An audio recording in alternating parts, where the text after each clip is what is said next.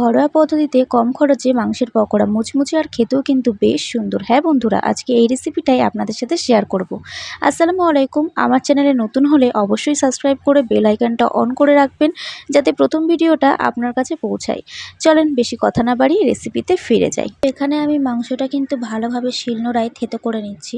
আপনারা চাইলে কিন্তু সেদ্ধ করে নিতে পারেন, কিন্তু আমি এখানে থেতো করে নিয়েছি। সেদ্ধ করলেও কোনো অসুবিধা নেই, তবে আমি এখানে থেতো করে নিয়েছি ভালোভাবে। পর কিন্তু আমি মাংসটা একদম কিউব কিউব করে কেটে নিয়েছি, একদম ছোট ছোট করে। আসলে যেহেতু আমি শিলনোড়াতে থেতো করে নিয়েছিলাম, তাই কিন্তু আমি বেশ ভালোভাবেই কেটে নিয়েছি, একদম ছোট ছোট করে। যত ছোট ছোট করে কাটবে ততই কিন্তু ভালো হবে।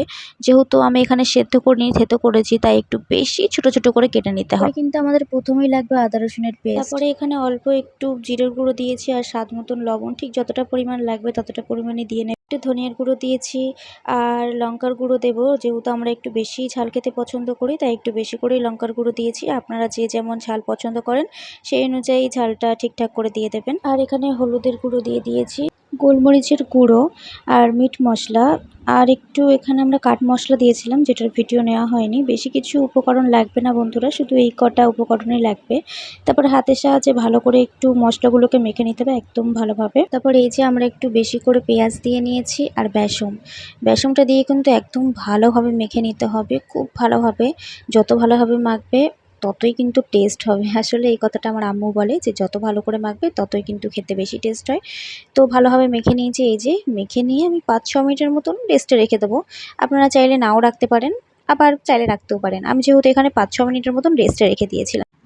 তো কড়াইতে এবারে সাদা তেল দিয়ে দিচ্ছি, আর তেলটা কিন্তু একটু ভালোভাবে গরম করে নিতে হবে। গরম হয়ে যাওয়ার পরে আস্তে আস্তে আমরা একটা একটা করে পকোড়া এতে ছেড়ে দেবো। আর মানে প্রত্যেকটা পকোড়া কিন্তু আস্তে আস্তে ছেড়ে দিতে হবে, আর তেলটা কিন্তু ভালোভাবে গরম করে নিতে হবে আগে। তারপরে গরম হয়ে গেলে কিন্তু ভালোভাবে পকোড়াগুলোকে লাল লাল করে ভেজে নিতে হবে। আমি ভিডিওটা এই পর্যায়ে একটু ফাস্ট করে দিয়েছি, যাতে পুরো ভিডিওটা আমি নিতে পারি এতে। আর ভালোভাবে দেখেন লাল লাল করে ভেজে নিতে হবে, যেন কোনোটা যেন কাঁচা না থাকে, এই দিকটা একটু খেয়াল রাখবেন। প্রত্যেকটা ভালোভাবে এইভাবে ভেজে নেবেন। তো এই তো পকোড়ার ফাইনাল লুক। ভিডিওটা যদি ভালো লেগে থাকে লাইক করে দেবেন, এবং কম খরচে ঘরোয়া পদ্ধতিতে অন্য কোনো রেসিপি দেখতে চান তবে কমেন্টে জানাবেন আপনি কোন রেসিপি দেখতে ইচ্ছুক। তাহলে আমি সেই ধরনের রেসিপি আপনাদের জন্য ট্রাই করব। ভালো থাকবেন, সুস্থ থাকবেন। আল্লাহ হাফিজ।